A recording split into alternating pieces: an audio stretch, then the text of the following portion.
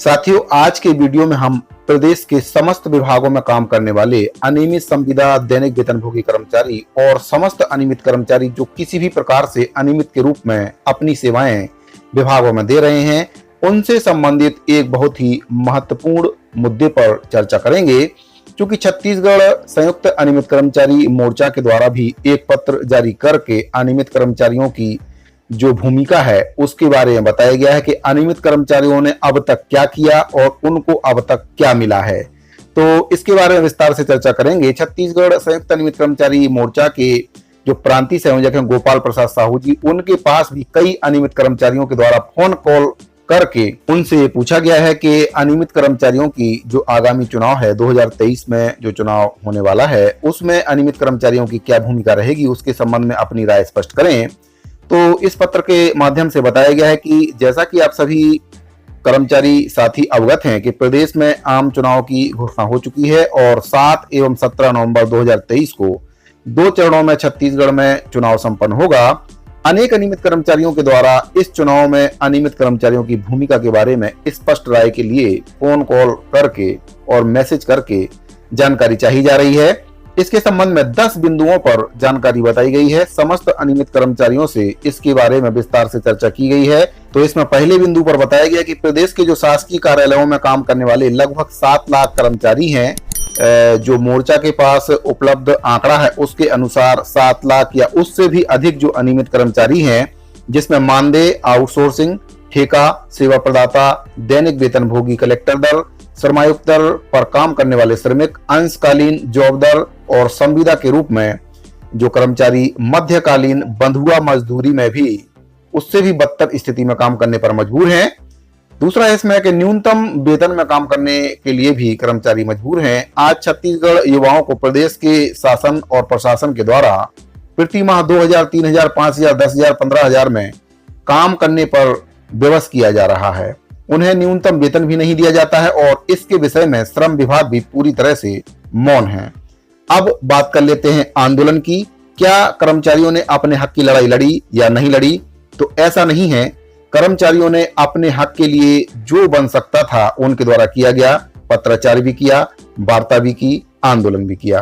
तो आंदोलन जो किया इसके संबंध में जो बताया गया है कि इस वर्ग के जो अनियमित कर्मचारी हैं वह नियमितीकरण और पृथक कर्मचारियों की बहाली को लेकर इसमें अंशकालीन कर्मचारियों को पूर्णकालीन करने, आउटसोर्सिंग ठेका प्रथा बंद करने, सेवा प्रदाता सिस्टम को बंद करने, इस वर्ग के कर्मचारियों ने विभाग में समायोजन करने को लेकर कई वर्षों तक संघर्ष किया और निरंतर संघर्ष अंत तक करते रहे, लेकिन फिर भी इनकी मांगों पर विचार नहीं किया गया। अब इसमें जो चौथा पॉइंट है कि अब इससे क्या सीख लेना चाहिए, आंदोलन से क्या सीख लेना चाहिए कि आपका आंदोलन जो हुआ, क्या उस आंदोलन में दम नहीं था? क्या आपने अपनी पूरी ताकत से आंदोलन नहीं किया? तो सीख लेने की इसमें जरूरत है। एक राजनीतिक पार्टी के द्वारा आम चुनाव 2018 में जन घोषणा पत्र के बिंदु क्रमांक 11 एवं 30 में अनियमित संविदा दैनिक वेतनभोगी कर्मचारियों को नियमित करने, छटनी न करने और आउटसोर्सिंग बंद करने का वादा किया, लेकिन वो जो वादा था वो कभी पूरा नहीं किया, उस वादे से मुकर गए। अब बात कर लेते हैं अनियमित कर्मचारियों के वोट वेटेज के बारे में। तो इसमें अनियमित कर्मचारियों के वोट वेटेज के बारे में बताया गया है कि आम चुनाव 2023 के संबंध में उल्लेख करना चाहूंगा कि हमारे मध्य भी अनेक राजनीतिक विचारधारा के अनियमित कर्मचारी हैं जिनका परंपरागत रूप से झुकाव पार्टी विशेष की ओर होता है, जो स्वाभाविक है, जिनकी संख्या अनुमानित रूप से 1/3 हो सकती है। फिर भी हमारी संख्या लगभग 5 लाख है और मतभार 25 लाख, यानी कि एक कर्मचारी के पीछे 5 सदस्य रहते हैं।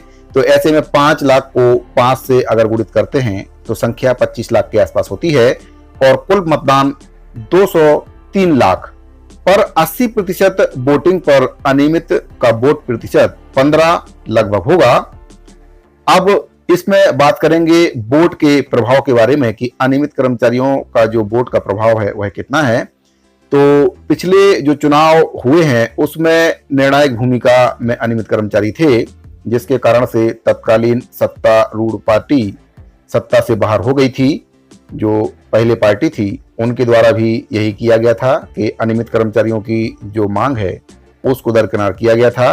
तो अनियमित कर्मचारियों ने अपने वोट की ताकत दिखाई और जो उस समय तत्कालीन सत्तारूढ़ पार्टी थी उसको सत्ता से बाहर होना पड़ा। अब इसमें जो 7वां पॉइंट है उसमें बताया गया कि स्वयं के लिए सोचें। तो साथियों, स्वयं का विकास हमारी प्राथमिकता होनी चाहिए। हम समृद्ध होंगे तो परिवार समृद्ध होगा, परिवार समृद्ध होगा तो गांव, राज्य और देश समृद्ध होगा। आज भी जो अनियमित कर्मचारी हैं वह निर्णायक भूमिका में हैं और यदि कोई पार्टी जो सरकार बनाने में सक्षम हो और अनियमित के मुद्दे पर समय सीमा के साथ अपने घोषणा पत्र में स्पष्ट जो अनियमित कर्मचारी हैं उनकी मांग को स्थान दे, तो अनियमित कर्मचारी उनकी मदद जरूर करेंगे। यह मत इसमें दिया गया है अनियमित कर्मचारी मोर्चा की ओर से। 9वें पॉइंट में इसमें अपनी राय बताई गई कि राजनीतिक दलों के घोषणा पत्र में उल्लेख के परे संघर्ष, यानी कि ऐसे मोर्चा किसी राजनीतिक दल के घोषणा पत्र में उल्लेख के परे अनियमित आंदोलन को गति देने मुकम्मल कार्य योजना तैयार कर संघर्ष करेगा। 10वें पॉइंट में इसमें कहा गया कि समस्त अनियमित संगठन चुनाव अवधि का उपयोग अपने संगठन को पुनर्गठित करने और मजबूत करने में करें, ताकि आपकी जो मांग है उसको आप प्रमुखता से किसी भी पार्टी विशेष के समक्ष रख सकें। क्योंकि जब तक अनियमित कर्मचारी संगठित नहीं होंगे, एकता नहीं होगी, तब तक आपकी जो मांग है, अनियमित कर्मचारियों की जो मांग है, कोई भी सरकार बन जाए उसको पूरा नहीं करेंगे। क्योंकि एकता में बल होता है। कोई भी पार्टी होती है तो सबसे पहले वे यही देखते हैं कि ये कर्मचारी संगठन है कितना संगठित है।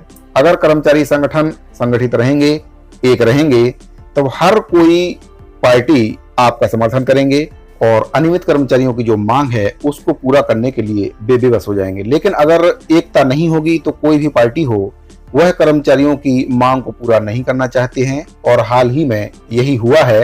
कर्मचारी संगठनों के द्वारा जो अपने हक की लड़ाई है उसको अलग अलग लड़ा गया।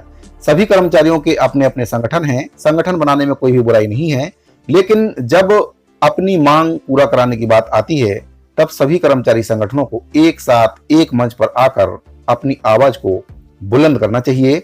साथियों, पूरे 5 साल में कर्मचारी संगठन एकत्रित नहीं हो पाए, एक दूसरे में खींचतान चलती रही और इसका जो फायदा है वह किसी तीसरे व्यक्ति को मिला।